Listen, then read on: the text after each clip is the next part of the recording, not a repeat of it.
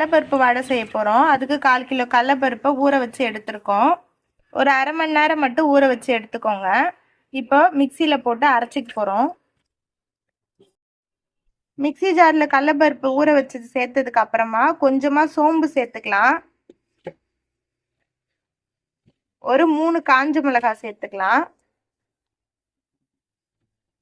ஒரு 4 பல்லு பூண்டு சேர்த்துக்கலாம். ஒரு பாத்திரத்துக்கு மாற்றிட்டு இப்போ அது கூட வெங்காயம், பச்சை மிளகாய் நல்லா பொடியாக நறுக்கி சேர்த்துக்கிறோம். கொஞ்சமாக கொத்தமல்லி சேர்த்துக்கிறோம். தேவையான உப்பையும் சேர்த்து பிசைஞ்சிக்கலாம். இப்போ எல்லாத்தையும் சேர்த்து பிசைஞ்சிக்கலாம்.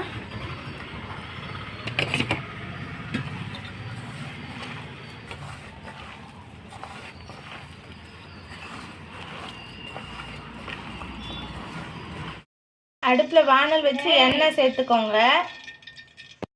வடையை இந்த மாதிரி உருண்டை பிடிச்சி தட்டிக்கோங்க. அப்போ தான் ஒரே சைஸில் வரும்.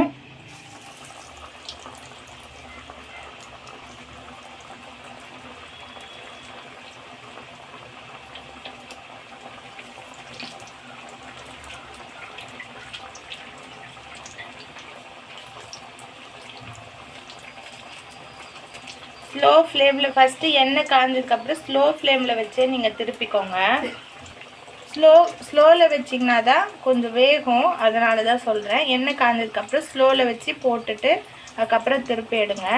கடலைப்பருப்புன்றதுனால சீக்கிரம் செவந்துடும். நமக்கு பார்த்தோன்னே அது வெந்துடுச்சு அப்படின்னு நினச்சிப்போம்.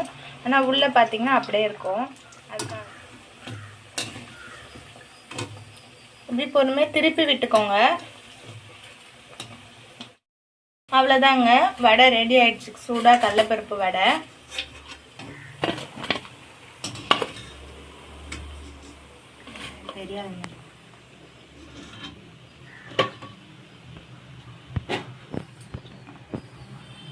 உங்களுக்கு இந்த வீடியோ பிடிச்சிருந்தா லைக் பண்ணுங்கள், ஷேர் பண்ணுங்கள், கமெண்ட் பண்ணுங்கள், மறக்காமல் சப்ஸ்கிரைப் பண்ணுங்கள். தேங்க்யூ.